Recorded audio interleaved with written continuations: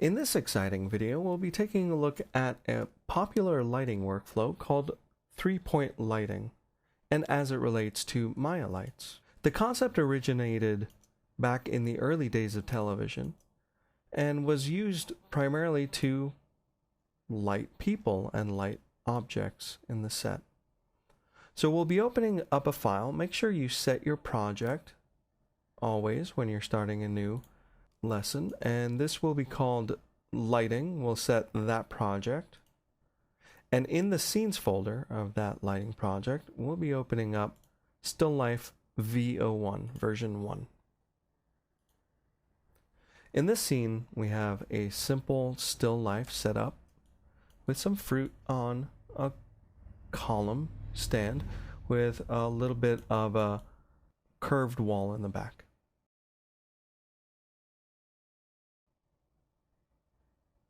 This object is a deformer that creates the curvature, and we can just hit Control H to hide that object. It's still there, but we don't have to see it anymore. I'm going to go ahead and turn off wireframe on shaded so we can take a look at the objects. Now there's a camera already set up called Camera 1 that's got the desired framing and angle that we want. If we go ahead and go in and render the scene without any lights, Maya will use its default light, which is basically a light attached to the camera pointing at the subject. It gives you a very quick idea of what the scene looks like and mimics what's going on in the panel view. Today we'll be taking a look at creating a three-point light system for this still life. The first component of a three-point lighting system is the key light. The key light is the primary light that gives an object its shape and its look and its tone. We'll be doing that with a spotlight. Create a spotlight, hit W to move it up. We'll move it over. So you can see it's a cone shape. The source light is here and shoots out in the direction of the arrow. Go ahead, hit E. We'll rotate the light over. Now, if you press 7, you'll get lighting feedback in your panel. And you can start placing the light as you see fit.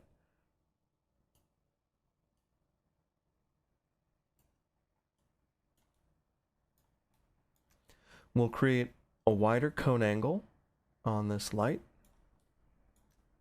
Move it a bit more to the side and create a little bit more of an angle for the key.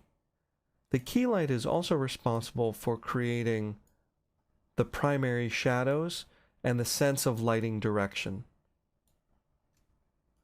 Go ahead and move it up a little bit, rotate it down, and there's our press 7 in the camera view. There's our light direction. The second component of a three-point light is the fill light. The fill light serves to soften shadows cast by the key light and also to create light in the dark areas, which may be too undesirable. Typically, the fill light is created at an opposite angle to the key light and at a slightly lower intensity. For the fill light, we will create a directional light. Now I'm just going to move the light over here. That doesn't change anything for the lighting. A directional light is all about its orientation, its rotation. As you can see, we're getting a very even swatch of light coming in. I will set that up to about an equal opposite angle to the key light, maybe a little bit more down, and then I will reduce its intensity to just over half. We'll take a look. We'll see that the dark areas are nicely filled in, but it's not a flat composition by any means. You still get a nice roll off, you still have very nice highlights, and you immediately understand that the light direction is coming from the right of frame. The third component of a three-point light system is called a rim light, also known as a backlight, which will be coming from the opposite direction, almost directly facing the camera. And for this light, we will create another spotlight. The type of light that you use for the 3 points are entirely up to you. No one light does a better job than the others. It all depends on the look that you desire. What's important to note is the fact that you've got lighting direction from one area, you've got fill from another area, and you have a rim or a halo coming from yet another. Take a look at our composition. You'll start noticing a nice rim highlight that helps bring out some of the shape of these objects. You can see as I move the light away that we start losing that sense. We'll go ahead and angle it at about here and create its intensity to just under half, just to get a little bit of a hit. We take a look in our perspective window. The layout is very simple. Key, fill, rim. Take a look at a render. Here's the default. We'll put that in our image buffer and render with our new lighting. You have instant identification of light direction. You have a good amount of overall fill light and a nice highlight.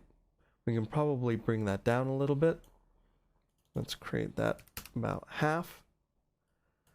This edge is being created by one of the spotlights, because spotlights, as you can see here, have a finite edge. By increasing the cone angle, we move that edge because we are creating a much wider light. You could very easily use a directional light and you will not have this issue. If we render this again, let's put this in the buffer and render with the wider key. Now we don't have the shadow line issue and we have a quickly lit composition. To take a look at a more complex lighting arrangement, let's go ahead and open Still Life V02 from the lighting project. In this layout, you'll see multiple lights. However, when you render the camera view, you'll be able to see lighting direction. You'll be able to see a nice soft fill and a nice rim. Now we used more than 3 lights in this setup because 3-point light doesn't necessarily mean you need 3 lights. You need 3 directions. A key, which we can see coming from the left side of the screen now, a fill, which is coming in from the right of the screen, and a rim, which is almost always coming from the back. That, in a nutshell, is the 3-point lighting system. In this video, we took a look at the 3-point lighting system concept and how it relates to Maya. We took a look at creating a simple 3-light version of the 3-point system. We also took a look at a more complex 3-point lighting system that used a few more lights.